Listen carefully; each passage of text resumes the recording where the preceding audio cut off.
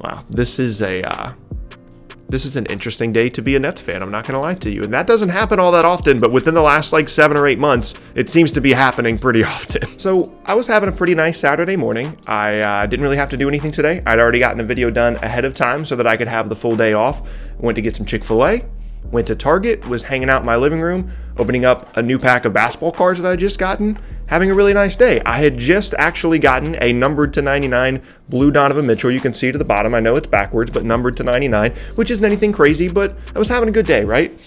Then I looked at my phone and this happened. And my first reaction was that I was just shocked, right? Because it wasn't something that I was expecting for the Nets to fire Kenny Atkinson. And I have a lot of emotions about this and a lot of mixed feelings about this. And I don't have notes. I don't have a script. I don't have anything sitting here.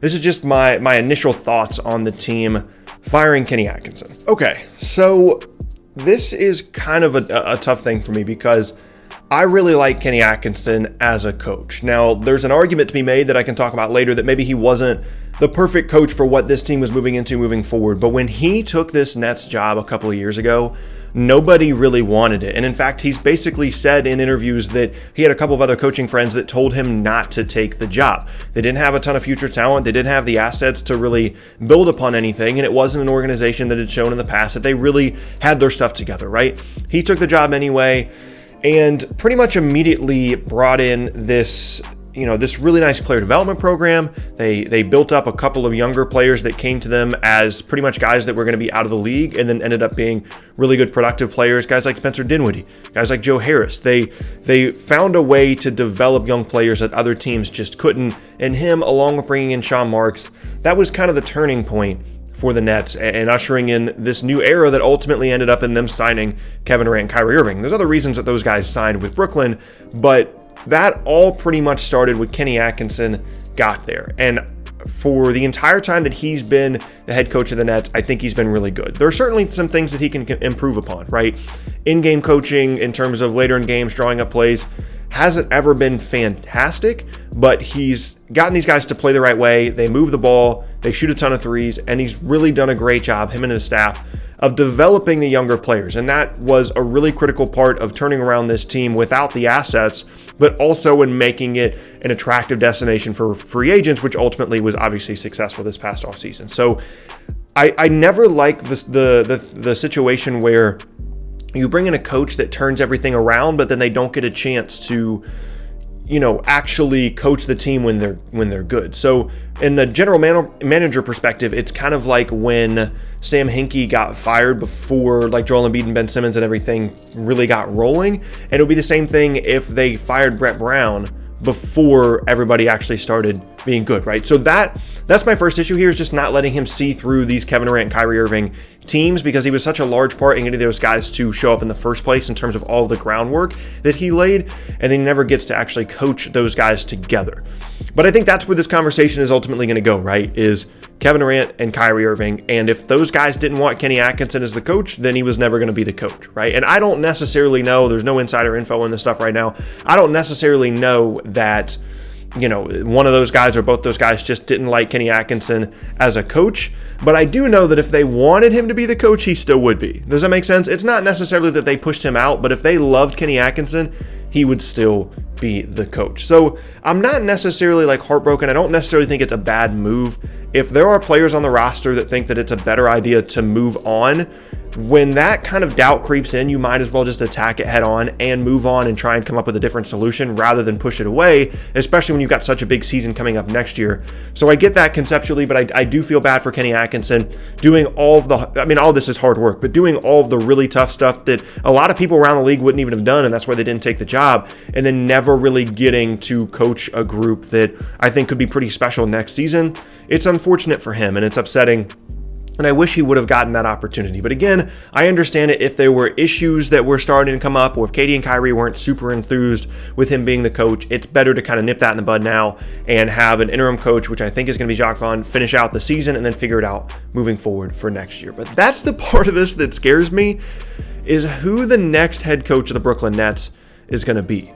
And my first thought, literally as soon as this stuff came up and they decided to get rid of Kenny Atkinson, I started to think, what if they got Tom Thibodeau to be the head coach. And I made that video talking about why in the world would the Knicks bring in Tom Thibodeau as their coach and then the Nets bring him in. Because when you're thinking about guys that are head coaches right now that would be better than Kenny Atkinson, I don't know that there's too many of those guys just floating around unless there's a college coach that I'm not thinking about that they're going to suddenly bring in. And in terms of big names, like Tom Thibodeau is sitting out there, Stan Van Gundy is sitting out there, and I don't want either of those guys to be the coach. So that's kind of the scary part for me here. But looking forward to next season, I think ultimately the success of this team is always going to depend on the health of Kyrie and the health of Kevin Durant, right? Like those things are always going to be what determines if this works out or not. And the coaching thing is secondary to all of that. So I understand it. I wish he would have gotten an opportunity to coach these guys. Now, apparently, according to the tweets that I've read and things like that, this was a discussion that Kenny Atkinson and Sean Marks, the GM, had been having multiple times, right? Like they talked about it multiple times where maybe this relationship had run its course and maybe it was just best for the team to move on. And it seemed like something that it wasn't necessarily mutual. I'm sure Kenny Atkinson would have loved to keep his job, but it wasn't something where they just walked in and fired him. They'd had conversations and it was like, okay, I'm not sure that this is working. I'm not sure that the players are super enthused about you being the head coach, whether it's KD or Kyrie or any of the other guys on the roster. I think this has generally been a situation where guys aren't super happy. So it could be DeAndre Jordan, Spencer Dinwiddie, whoever that is like, I don't know if this is the guy that we want to lead us into next season. And I don't know. Even though I feel bad for him, I wouldn't be surprised if this ends up being the right move because, like I said, in-game coaching wise, at the end of games, drawing up plays, it was never great. We're never really good at getting good shots at the end of games, and that kind of stuff is only going to become more magnified if this team does end up being successful. And if that was going to be an issue, then I'd rather just go ahead and make a move like this. But the timing of this was crazy because the Nets at the beginning of the week had the crazy Karis LeVert 50-point game comeback against the Celtics, and then last night they pummeled the Spurs. They were up like 40 the entire game, and then today Kenny Atkinson is fired. So I don't know. It's just a weird situation for the Nets, the Cavs, and the Knicks to be the three teams that have fired their coach this year is really, really, really strange. And immediately the blame of this is going to go to Kyrie Irving and Kevin Durant. And I'm not saying that you're wrong in theorizing that those guys just didn't want Kenny Atkinson to be the coach. I would be surprised. Maybe I'm being naive, but I would be surprised if those guys together collectively went to management. They were like, we don't want this guy to be the head coach. It seemed like there's more going on here in terms of just players in general being disgruntled, the organization maybe being disgruntled with the record of the team this year and the general vibe around the team, and just realizing that maybe this guy is more of a rebuilder than he is like the guy you want to actually coach the team when they end up being good. But having said that, I think if you're a team like the Bulls or the Kings or just a team, or the Cavs, a team that has young talent that you don't think you have the right coach, Kenny Atkinson can do a fantastic job rebuilding your team. I think he's a better coach than Jim Boylan. I think he's a better coach than Luke Walton. I think he's a better coach, obviously, than John Beilein and then Bickerstaff now, who's there as well. I think he would be an improvement and an upgrade for every single one of those teams. And the challenges that now exist with this Nets team and this new makeup and this new roster probably aren't a great fit for what Kenny Atkinson does best as a coach, but the things that he does best for a team work perfectly for teams like the Bulls, like the Cavaliers, and like the Kings as well. I know they just brought in Luke Walton, but it hasn't looked great to this point. So that would be another thing to keep in mind, is this isn't necessarily the end of the road for Kenny Atkinson. I wouldn't be surprised at all if he finds a new head coaching job this offseason, given the fact there just doesn't seem to be a ton of viable candidates. There aren't just your retreads like Tom Thibodeau and Stan Van Gundy. So I don't know. I think it's going to be an interesting situation to monitor. I'm legitimately terrified of who the Nets are going to bring in as head coach now, because I think the two names that come up are Tom Thibodeau, Stan Van Gundy, and then Mark Jackson as well. Those are three names.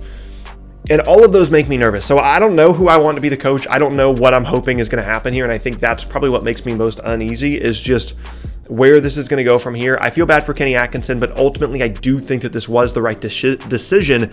And it seems like they made it, earlier than if a situation which they would have had to make it, right? And it just makes it a little bit easier. It's the middle of a season where they're not playing very well, rather than at the beginning of a season that they were supposed to be playing well, they're not, right? The timing, even though it's strange, makes sense in terms of just like ripping off the Band-Aid. But who's going to be the coach moving forward makes me incredibly, incredibly nervous. So this turned out to be a really interesting day for me and for my Nets fandom. Like I said, I was just kind of enjoying my day, and then all of a sudden this kind of stuff happens. But that's just how it is sometimes. But yeah, there you have it. That is going to be the end of today's video, and I thank you all very much for watching. Once again, my name is Tucker. If you missed any of my previous videos, then be sure to check out the boxes on screen. Thanks again, and I'll see you all next time.